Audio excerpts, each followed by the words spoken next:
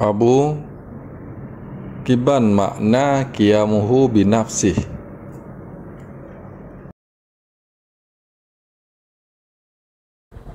Kalimat payah tabu makna sipo tutu niku. Monyo qiyamuhu binafsih jamu tutu dalam bahasa syariat maknanya adalah sebagai bahasa syariat. Tapi monyo qiyamuhu tutu dalam bahasa usul akidah maknanya harus dari mana akidah niku. Pertanyaan niku kiban tabu makna qiyamuhu binafsih.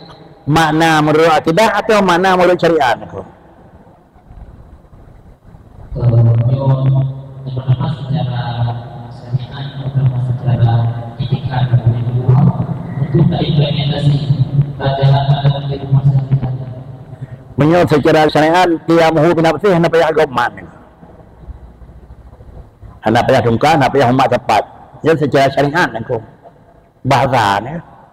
Tapi secara adalah hukum akidah qiyamuhu binafsih ditulis la hajata ila mahallin wala hajata ila mukhassisin fil wujud, la hajata ila mahallin fil wujud wala hajata ila mukhassisin fil wujud.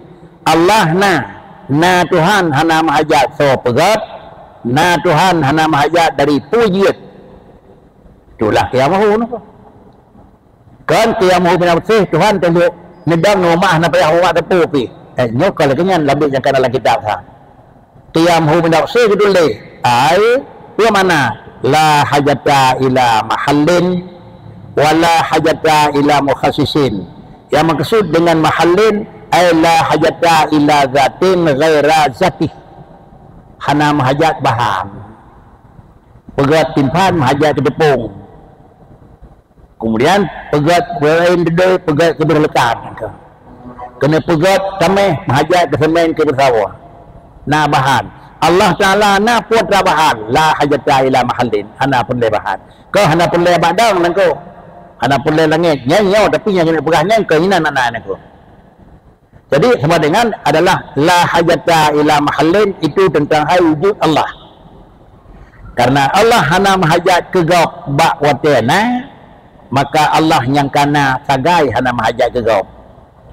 Itanya mahajat ke gau yuhna tuh, maka ditanya yang kana hanjit han dan mahajat ke gau. Nah ditanya benar gau, benar atau benar tuliang, benar darah, benar dumpu, benar je ditanya.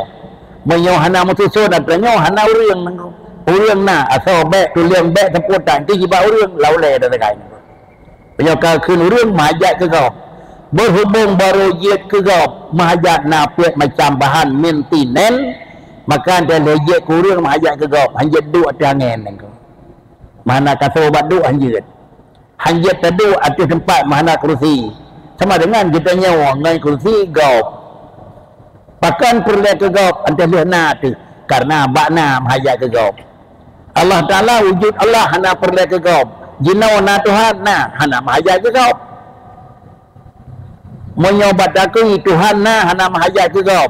Tapi jinau Tuhan na mahajat ke gau. Dah mahajat ke gau ni dua arah di perlu ke arah badu. Aneh tikara tengko. Tikara tekai. Nah hana perlu ke gau. Dia na mahajat ke gau. Nah betul lihat kai. Akrikit menyobat wujud hana mahajat ke gau. Allah yang kamu wujud pasti hana mahajat ke gau. Yang kerja Tuhan empat hana tempat. Bagi hana perlu tempat Allah Taala kepada gau. Karena badat Allah hana gau. Putra gau hana bahan. Menang kira-kira ni.